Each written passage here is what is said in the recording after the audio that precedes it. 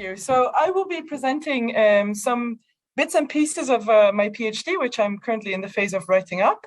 And I've titled the presentation, "The State in Relief, Bringing the State Back into Humanitarian Governance." And this picture actually shows two of my main interlocutors. I use pseudonyms to refer to them. So it's Joseph and Kondwani. And you can see them here in the district where I was based for my research on the day that Cyclone Idai was impacting us. So you can see that the trees are like halfway in the water. Basically, what I want to do today, I'll try and keep my presentation to like 15 to 20 minutes. I'll first briefly say something about Malawi and about my research. And then I'll stake my claim, which is that civil servants are of the affected state are central to disaster relief interventions. And we often tend to forget this for some reason. And then I give three kind of ethnographic examples to substantiate this claim. So I have something about the invisible work that all these civil servants are doing, their central role in data collection to render disasters knowable, and also in how they function in collaborations with the humanitarian apparatus that becomes active when a state of disaster is declared. And then I'll briefly draw some conclusions, but I'll leave a lot of time for discussion because, well, I'm still in the writing up phase, so I'm very intrigued and interested in hearing you guys' feedback. This picture is taken from a helicopter when the first food droppings in some of the really badly affected districts or parts of the district were being done almost 2 to 3 weeks after Cyclone Idai impacted everything. So you can see that the water levels are still very high, just to give you some kind of sense of the magnitude of that disaster. And this is also where I would like to state that even though my research deals with the impact of Cyclone Idai or the aftermath of Cyclone Idai, which was in 2019, Malawi has been hit by two huge cyclones earlier this year. So Cyclone Ana and Cyclone Gombe earlier this week, actually on Monday. And I just read just before starting this webinar that Cyclone Halima is currently forming outside of Madagascar. So it's not looking good for this rainy season either.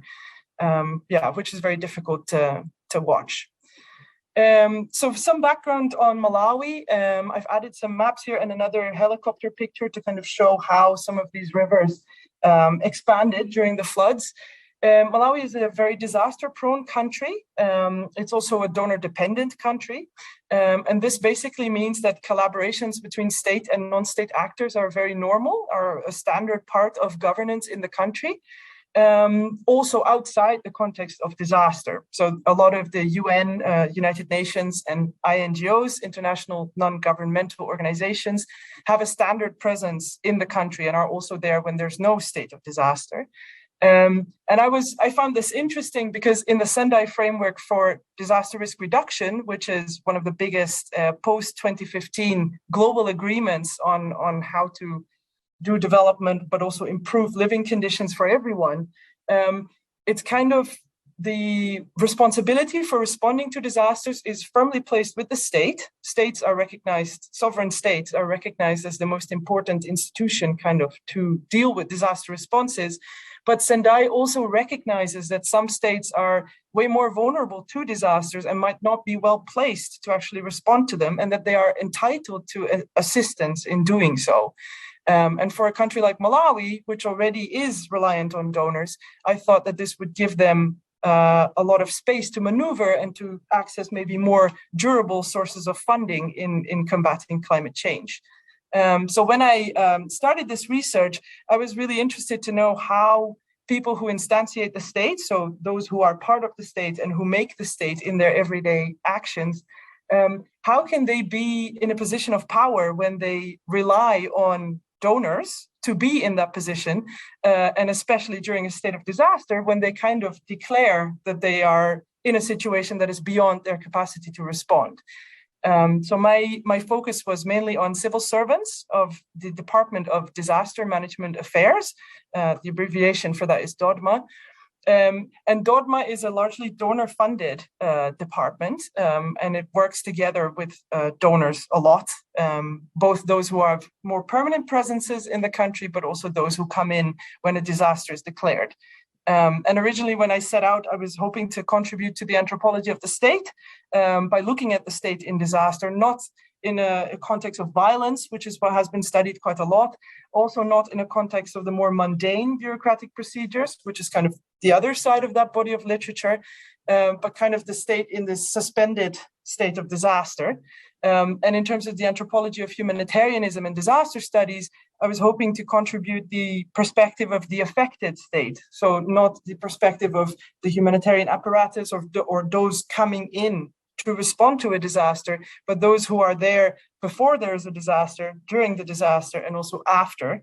And unfortunately, in the Anthropocene, so the times we live in now, times of climate change, we see there's a recurring incidence of these type of extreme weather events, they're called.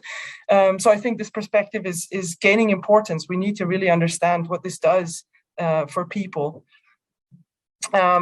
So in order to set this up, I figured I should say a little bit about the temporal conceptualizations of disaster, so how we understand a disaster.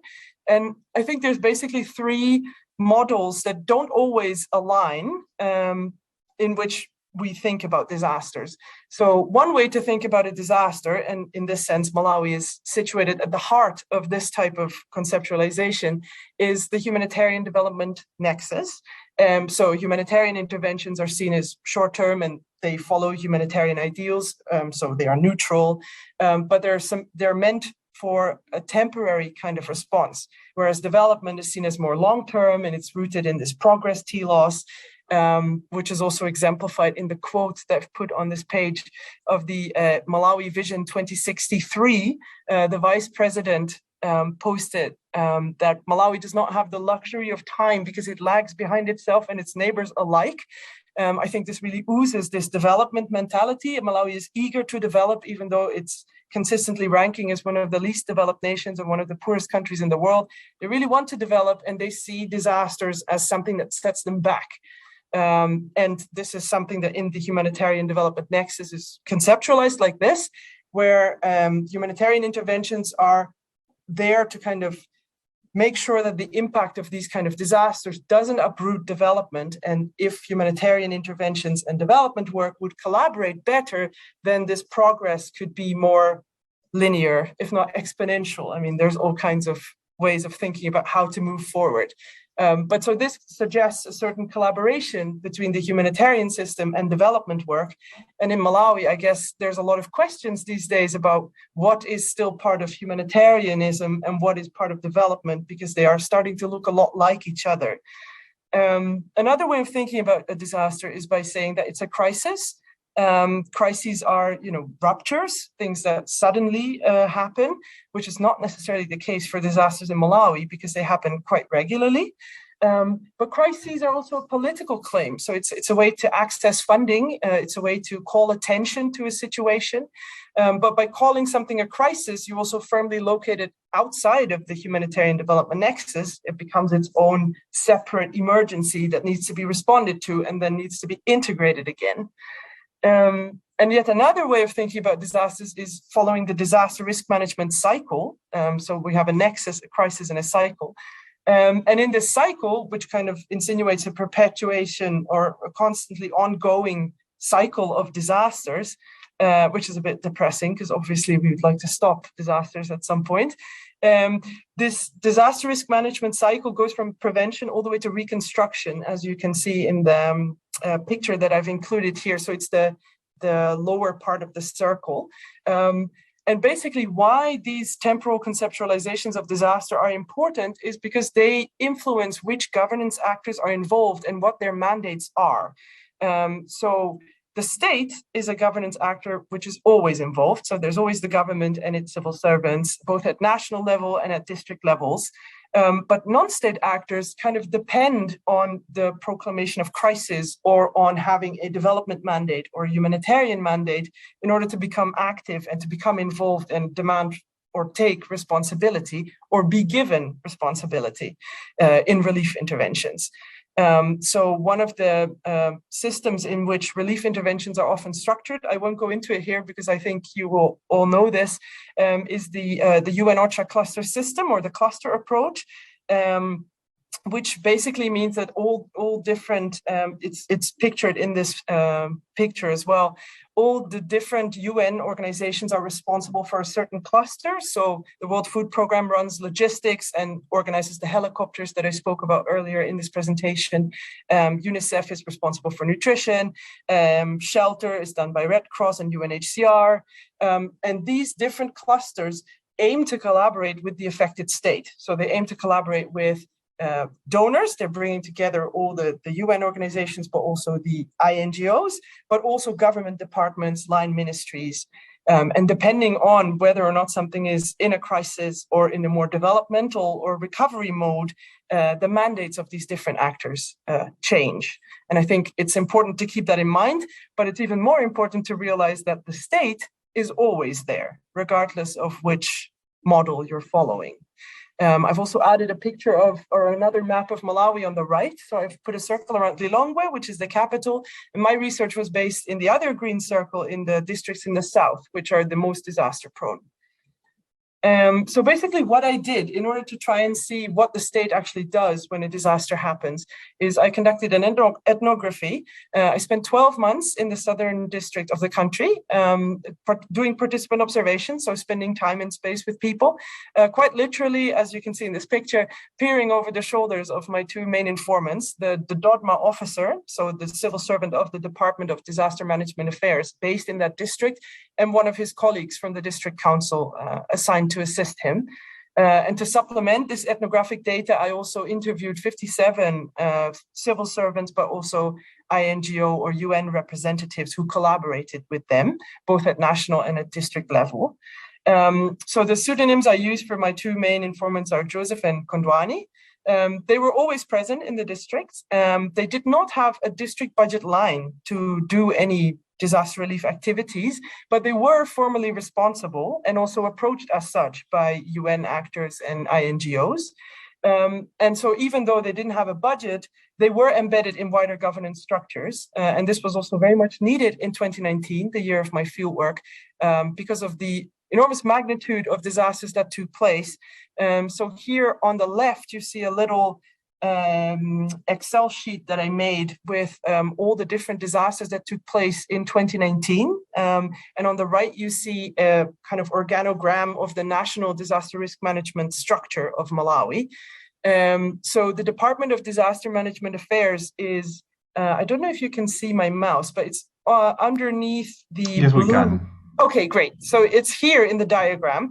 So you can clearly see that the Department of Disaster Management Affairs is connected to the wider international, well, National Disaster Preparedness and Relief Committee, but this answers to the cabinet, but also speaks with the NGOs and private sector, UN agencies, donors. So it's the kind of trans or international level. And DODMA then also is represented also in these technical subcommittees, but it relies for most of its information on the level that I focused on. So that's here at the bottom of the organogram, so to say. So my main focus was on the District Civil Protection Committee, which relies on area civil protection committees, which is per traditional authority in a district. And the district where I was based, there were 12 of those. And then there's village civil protection committees. So DODMA's organizational structure goes all the way from the village to the capital, basically. And this was very much needed in 2019 because there was, in January, there was the impact of localized flooding, one of the rivers that really burst its banks, basically. Then in February, there were very strong winds that caused a lot of damage to infrastructure and crops. Early March, Cyclone Idai hit. Cyclone Idai also really badly hit Mozambique and Zimbabwe, but in Malawi, it killed 60 Malawians, displaced more than 85,000 people, and it affected directly more than 1 million Malawians. And then in April, Cyclone Kenneth struck. So that rainy season was very similar to this year's rainy season, with multiple cyclones kind of having a cumulative impact. And at the same time, and that is not in the Excel sheet, the lean season response was also ongoing. The lean season response is a yearly recurring food insecurity response. The number of people that they assist in feeding themselves differs per year, depending on the harvest of the year before. But in 2019, they were feeding a huge number, namely 3.5 million Malawians. The country has a population of about 19 million. So it's a very substantial part of the population that were being assisted. And very shortly before the next rainy season started, so in November 2019, fall armyworm was discovered in parts of the harvest, or to be on the fields. So that promised to be very problematic for the lean season response of 2020, which was indeed also a very tough one. So in all of this, basically now we're going from the more abstract kind of organogram to the nitty-gritty and what happens on the ground. So the first example that I want to give for how central civil servants are in these kind of responses is that as soon as a disaster hits, they have to do a lot of work that we don't realize they're actually doing, or that NGOs and their humanitarian partners don't always realize that they're doing. So first of all, when NGOs then want to come in to assist, they don't know the way, which seems very simple, but there's no up-to-date like maps or cards made of this area of Malawi per se. There's not many tar roads, so you need to know the dirt roads. You need to know which traditional authority begins or ends, where villages are located. And so knowing the way, simply being aware of where to go in the district and knowing how to go around bridges that had maybe fallen down or roads that had been damaged was really, really important, and something that all these civil servants based in the district knew. They were also the ones who had phone numbers of chiefs or traditional authorities in specific areas so that they could call and ask what the situation was like. And of course, they were also the people that communities would reach out to, because they are there already before the disaster happens, and they will also be there long after the humanitarian groupings kind of leave the country again or retreat back to the capital. So they were instrumental in many of these connections that were needed to be made very quickly in the beginning. Where does the helicopter need to go to? Where do we need search and rescue? They were also instrumental in arranging all kinds of transport. So if NGOs would come and would want to distribute food, they would need somebody to guide the way. And for this, vehicles were needed. As you can see in this picture, this is the district council building from where the officers that I was following for a year worked from. It's pretty clear that the car that is in this picture is not in a good condition, is not running. It was one of the 2 vehicles that this district had. And it's also pretty clear that the disaster that caused, so the strong winds in February caused this damage to the district council building. But it's also quite clear that this car was not damaged in the February disaster. It was clearly already not running before then. So if you're working in these type of infrastructures, it can be quite challenging to arrange enough vehicles to take people places, or to have even the funds available for fuel to fuel up all the cars and to make sure that you can send civil servants to these areas.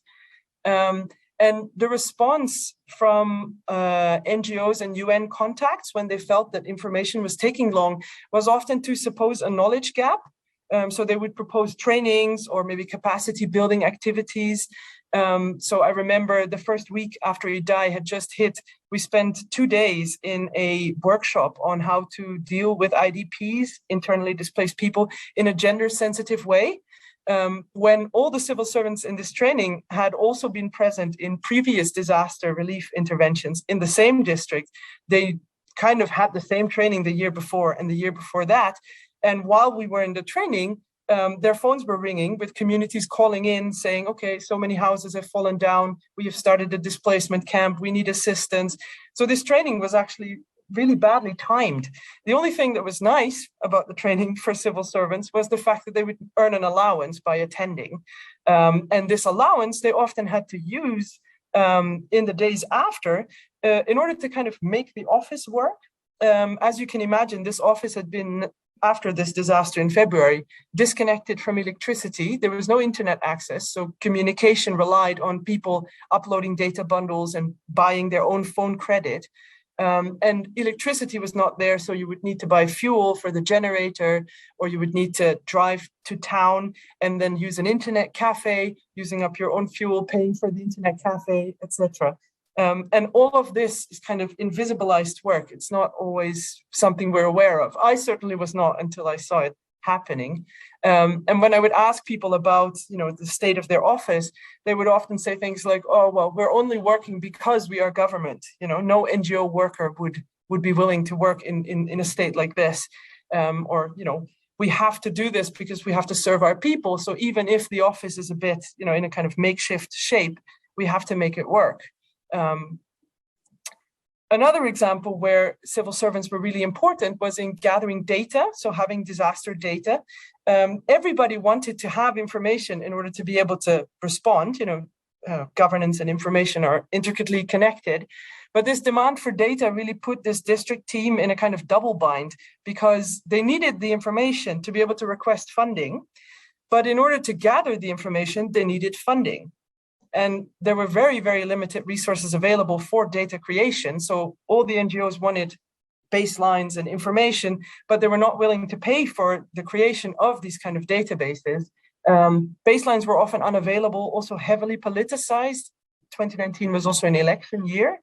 And a lot of NGOs also wanted very disaggregated data. So they didn't just want the generalized number of IDPs in a certain area, but they wanted them separated by age or by gender. And to get this type of information, you basically had to send in people, civil servants, to go on the ground and do needs assessments. And this, of course, costs money.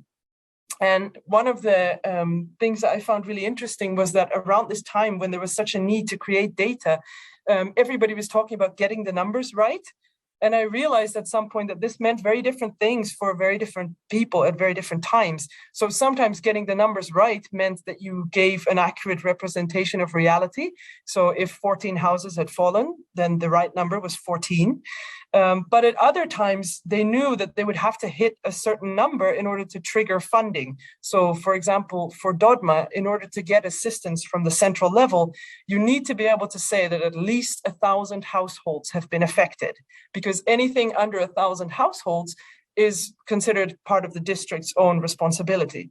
So hitting 1,000 before even being able to actually know whether or not 1,000 households have been affected can be a kind of pragmatic way to access funding, which is also this kind of pragmatism that creeps into stating these type of numbers is also what was instrumental in some of the corruption allegations that later on took place, where people would say this number had nothing to do with reality, which in some cases maybe it hadn't, but it had been very important in triggering funding.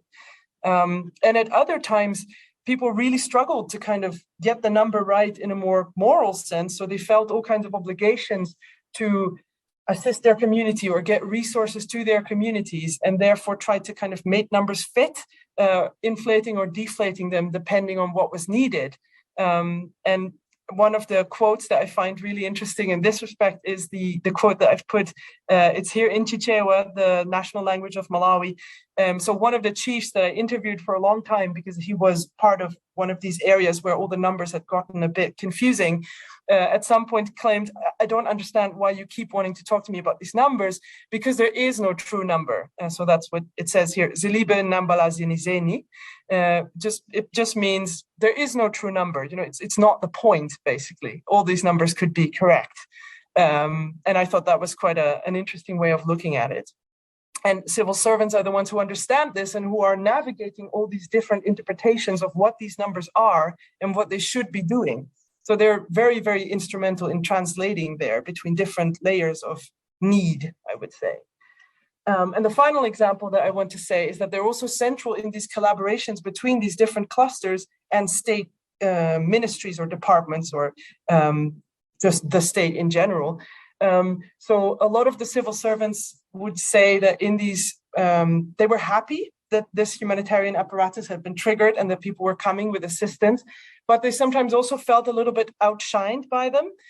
So there's a few quotes that I've put on this slide where one of them was explaining to me, well, in terms of resources, it seems like they are shining, but they have only been channeled through them. These resources that they're distributing are actually our resources, the resources of the state. We are the sovereign here. We are taking care of everyone. We just need help financially from these donors. One of the more senior civil servants in Dodma explained that, in a displacement camp, gave a speech and said, well, when the IDPs were asking for more assistance, they said, well, these donors, they cannot reach everyone. We all have our limits, so do they. But us from the government, we do not choose. We help everyone, was the insinuation there. This was, of course, not entirely true because there were simply not enough resources, but this was an obligation that was very much felt. And it was also felt that NGOs tried to kind of put themselves more on the forefront, kind of disregarding all the work that these civil servants were doing in the meantime, which I described in the first example, making the connections, showing them the way to certain areas, introducing them to communities. And if something would go wrong with a project, then the problems would come to the district council. So the problems would come to the civil servants who are also present after a lot of these disaster relief interventions kind of end up. So partners are doing all kinds of things and the problems come to us, was a saying that people often used. And they used the idiom of kubera shine, which is literally to steal shine, to kind of evaluate this type of collaborating. What they wanted was to shine together, but if they felt that their shine was kind of taken away because they were outshined because they didn't have enough resources, then they were a lot less positive in that sense. So yeah, I guess in my work, I've just been trying to show with these brief examples, I've just been trying to present a kind of counter narrative to the more general idea of civil servants as ignorant or indifferent or incapable or in any other way in the way. It seems to be quite a prevalent notion that they're very cumbersome to involve or that it's difficult to work with the state. And actually, I hope to have shown that regardless of whether people realize this, the state does a lot of work for them. I will skip this because I think I'm being a lot slower than I thought. To conclude, I'm trying to write up my PhD and I called it The State in Relief, which is also the title of this talk, because I think this refers to the times of relief. So it's a post-disaster time. Relief obviously also refers to relief items that are being given. There's also an affective charge to it. So there's solace in, receiving relief. But there's also this question or this nagging possibility for the state to be relieved of duty. And so to throw the state in relief is kind of to accentuate and render visible all the things that they do, even though it seems as if they're kind of being eclipsed by this humanitarian apparatus that becomes involved. And I would say civil servants are not only central to our current way of doing disaster relief, they are also instrumental in having localized responses, which is in the humanitarian agenda extremely important. Disasters also, happen locally, no matter how big they are. They're experienced first at a local level. And in order to sustainably build capacity to do disaster relief, their role cannot be overestimated, I think. It's just that resources and responsibilities are, misaligned, which makes it very hard for them to sometimes do their job the way they would want to or should.